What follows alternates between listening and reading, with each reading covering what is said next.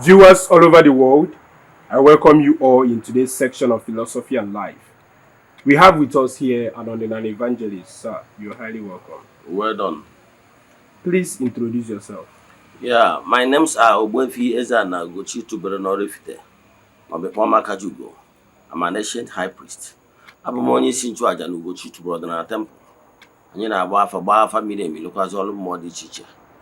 Abụkwazị m onye isi onye mgbasa ozi ọdịnala Igbo. So you can call me a priest or an evangelist. I will answer. My mission is to help people live better life. Thank you. Let's proceed with today's questions properly. Some people believe that God is not needed in a man's affair. What's your take on that? Thank you for that question. Anyway, our brother today kind of ode believe the two. But on social media, I have no to the believe in so many things. So when they are atheists, they believe on a chukwadro. Or when they believe na man, God is not needed in man's affair. Na mmadụ ihe na-emere okie ụfọdụ believe na ihe na-emere okie ụfọdụ believe na Chukwu adịghị agọzi mmadụ ụfọdụ believe na so many other things, but the truth remains. Ọ bụrụ taa ka anyị nụbalụ ndị nwere nkwenye n'ụdị nkụzi dị etu ọ dịba tete. Even during the time m na-eme philosophy and theology, a na-akọwara anyị amụgo ndị kụziri ụdị nkụzi dị etu a, but ụdị ndị dị etu a ya na-enye ha attention. Because what they are saying is around nonsense. Because enwere the unmovable mover. Onye nwere mbido onye nwere njedebe nye makere ụwa niile, the entire universe. He cannot build world or nothing. Enwere ike ka he sustain a world without anything. No, it's not possible. So enwere the unmovable mover. Onye nwere mbido. Onye ihe niile si n'aka ya eme.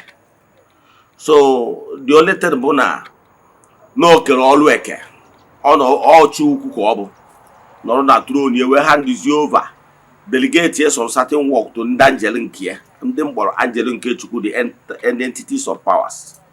The same way Mr. President nọ na Aso Rock delegate powers to the organs of government. Organs of government can bless you. Organs of government can put you to jail. Nike Mr. President and Federal Republic of Nigeria. So enwere entities of powers ndị ọrụ ha bụ ga-enyere gị aka gozie gị bunye gị enu ma ọkwata gị afụfụ ma ọ bụrụ na ime ihe asịsị eme na-eme according to natural laws. Ha na-eme ihe ha derive their power n'ike Chukwu. Apart from ike Chukwu, entities of powers, even arụsị and rest of them can do nothing. So enwere onye ike si n'aka ya bịa, the unmovable mover. Ihe ọsọ gị kpọọ ya, ịkpọrọ ya Chukwu, ịkpọrọ ya God, ịkpọrọ ya whatever, but ihe na-achị kọwara no enwere the unmovable mover, the head, that supreme head ka m kpọrọ the Almighty Father. So onwere ihe mmadụ nwere ike ime achieve apart from him. We are like branches of the tree. Eweziga branch of tree from the main tree, you just die off. Thank you. Some believes that spirituality is not necessary. Only hard work pays. What's your take on that? Yes, all food in there. They believe na spirituality enwere ihe ọ na-alụ. No, just work hard and he pays you. Na amụ ha amụ. Ọ bụrụ na working hard ka esi enwe ego, I can tell you, but ka eji adị successful. Enwere ndị baro, enwere ndị na-ebu akpara isi na ọchanja, enwere ndị na-ebu cement n'ubu. Ọ bụrụ na working hard, ndị ọkara ụfọdụ ndị ọkara na-ebini before 6 a.m. gbagoro ọkara ọkụọ 9. Ọ bụrụ ego ndị mmadụ kpatara bụ isiokwu. Ị nwere ike na work hard na-enweta the money, manụ uke nse ka na-ebu the money.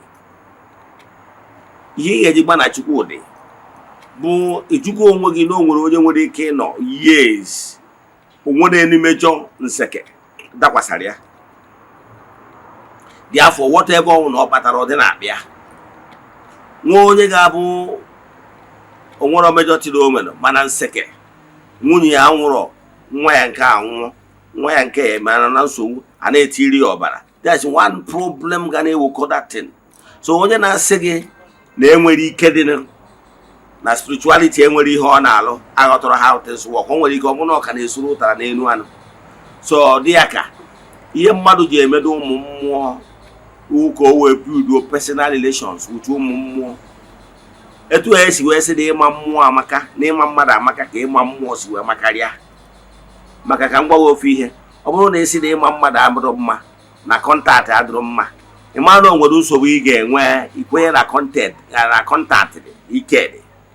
O nwere nsogbu ị ga-enwe na polisi bifo a na-akpụ gị na-apụ ma ọ na-erugo na polisi station kọl ada asị gị bịa yiri akwa gị daba maka na ọga akpọrọ o nwere ọga mere intervene. Ị nwere idea? Etu a ka ọ dịkwa na mmụọ. O nwere ikpe a ga na-ekpe gị na mmụọ, ikpe a ga-ama gị na mmụọ. Ofu entities of powers abịa mee intervene, o mee ka miracle, o mee vam n'anya, ikwe na ike dị. So onye na-asị gị n'ọsụsọ n'ike aka ya, I can tell you na that na email ị nweta ego.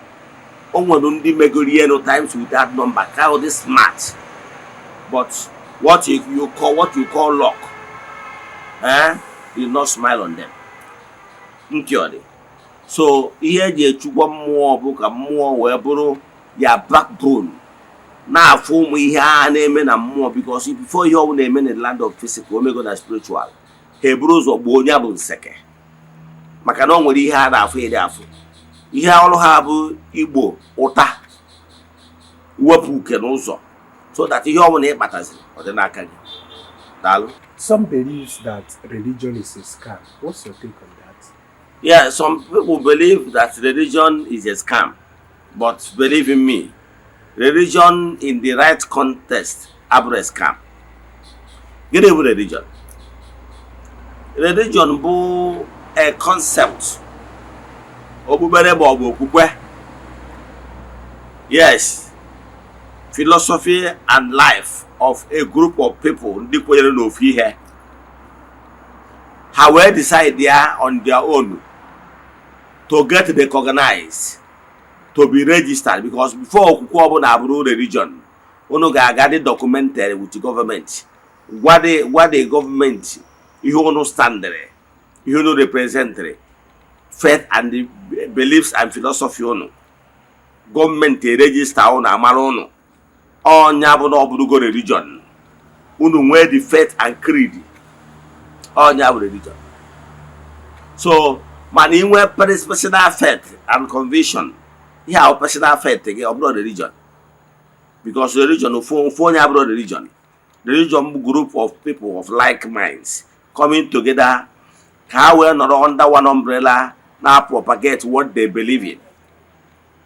I can tell you times with that number, never go many religions even before now, even before Christianity. You know that? Enwelu Buddhism, enwelu Shintoism, enwelu many of them. Enwelu so many Maya Bawafa. You know that? Eba go to ndo so many other sects, open sects.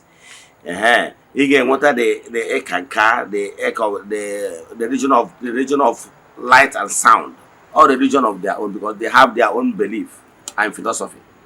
And we look at the great message, they have their own belief and philosophy of life, and so on and so forth. Those are religions, and they have different founders and world leaders as we speak.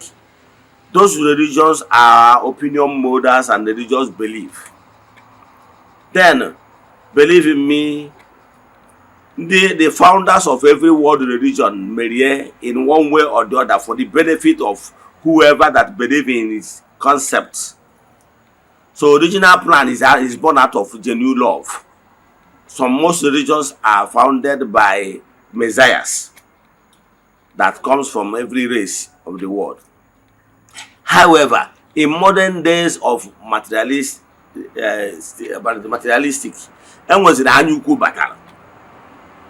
Na Christianity nwezie ndị turn that religion into scam.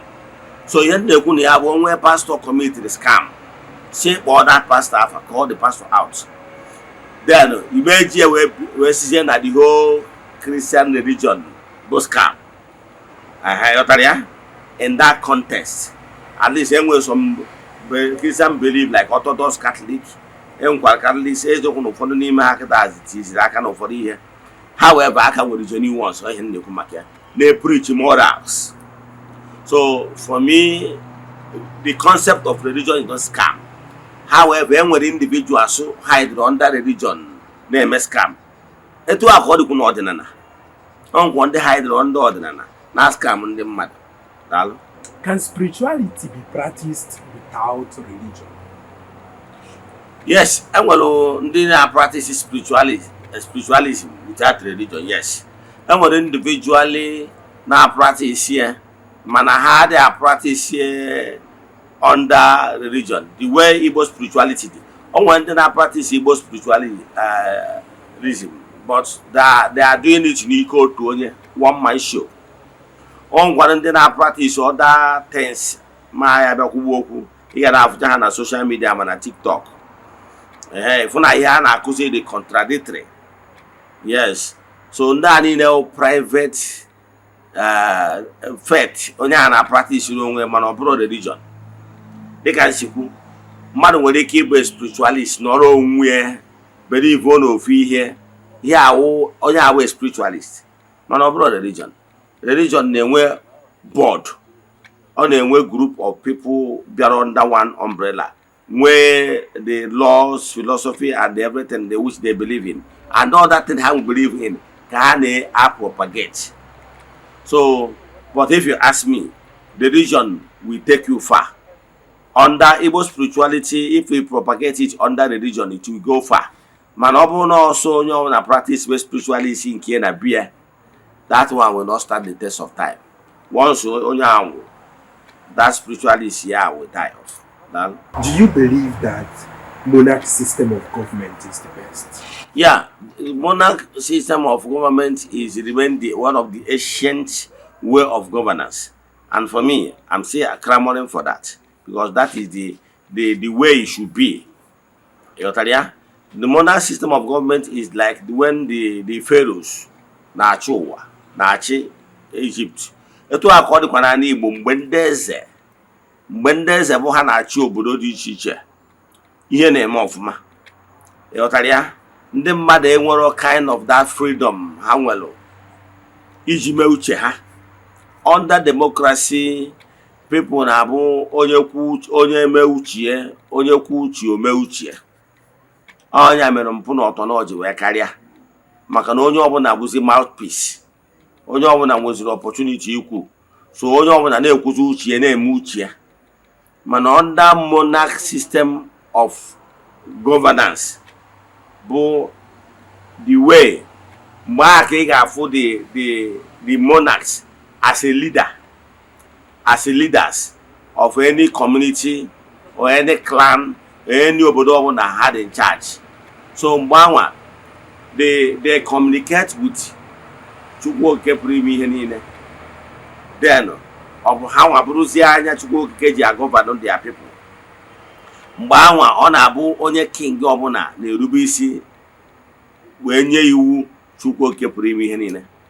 Mana kịtazi mgbe anwa ndị mmadụ na ndị monarch system of government that time na-agba mbọ ka ha fine tune o dance yawa to the tune of the Almighty God so that ka e wee nwee peace.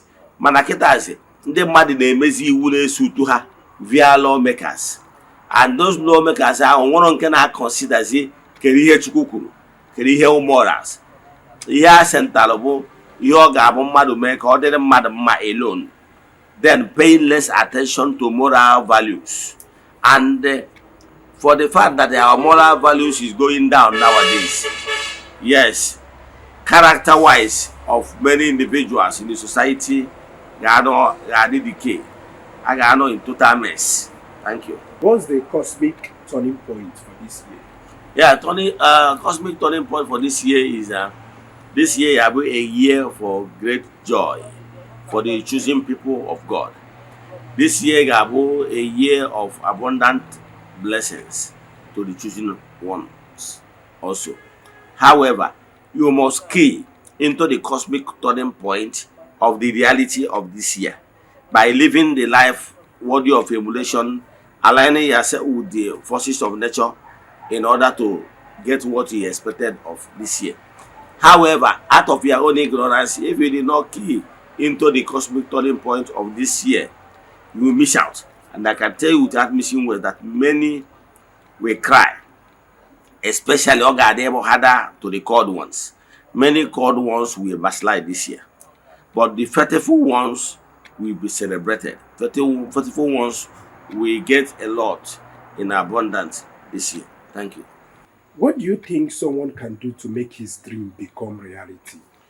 Yes, to make your dream becomes reality, one, you remain focused, you be determined, and never allow yourself to be distracted. Now, again, you pay attention to your spiritual lifestyle because I believe spiritual life, your spirituality determines how far you can go. You must always pay attention and always go spiritual because warfare, yes, are a win and more before manifest here. If you refuse out of your own ignorance to pay attention to the spiritual warfare, then you will be handicapped in the world of the physical. Because whatever that happens here, will first of all take on form in the spiritual realm.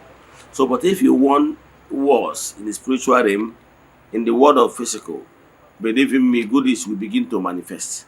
Thank you. Viewers all over the world, we have come to an end on today's edition of Philosophy and Life. If you have any question based on today's teaching, you can drop it on the comment section or DM Eze-Ana with the WhatsApp number showing on your screen. For more inquiries and deep consultation, you can as well DM him with that same number. If he starts having you here today. Thank you, Mr. Moderator. Thanks for your time. Before we go, any advice for our viewers? Yeah, viewers all over the world, keep following us, keep living a good life, avoid abominations, and it shall be well with you. Join us next time. Thank you.